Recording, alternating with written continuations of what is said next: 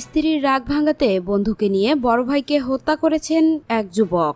দর্শক, এ বিষয়ে বিস্তারিত থাকছে প্রতিবেদনে।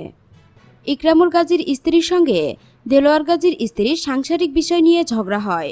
বিষয়টি ইকরামুলকে জানান তার স্ত্রী, কিন্তু ইকরামুল কোনো প্রতিকার না করে তার বড় ভাই দেলোয়ার হোসেনকে বিষয়টি জানান।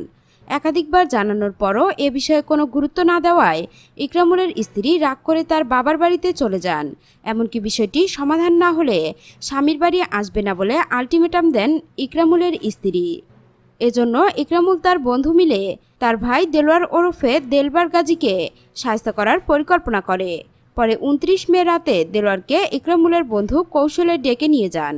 এরপর ইকরামুল ও তার বন্ধু দেলোয়ারের ভ্যানে চড়ে আটঘরা গ্রাম থেকে নাউসোনা মহাশ্মশানগামী রাস্তা দিয়ে আসতে থাকেন। এক পর্যায়ে নূর মোহাম্মদ বিশ্বাসের মৎস্যঘেরের কাছে এলে ইকরামুল গাজীর বন্ধু তার গামছা দিয়ে দেলোয়ারের গলায় পেঁচিয়ে শ্বাসরোধে হত্যা করেন। ঘটনার মোড় ঘুরিয়ে দেওয়ার জন্য পার্শ্ববর্তী জেলা যশোরের অভয়নগর থানাধীন বুনো রামনগর এলাকায় তার ভ্যানটি রেখে আসামিরা পালিয়ে যান। নড়াইল সদর থানার ওসি মাহমুদুর রহমান বলেন, বৃহস্পতিবার বিকেলে আসামি ইকরামুল গাজী হত্যার দায় স্বীকার করে আদালতে জবানবন্দি দেন। দর্শক, স্ত্রীর জন্য নিজের ভাইকে হত্যা করেছেন এই ব্যক্তির কী শাস্তি আপনারা আশা করছেন?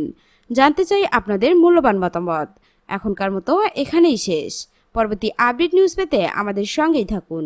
ধন্যবাদ।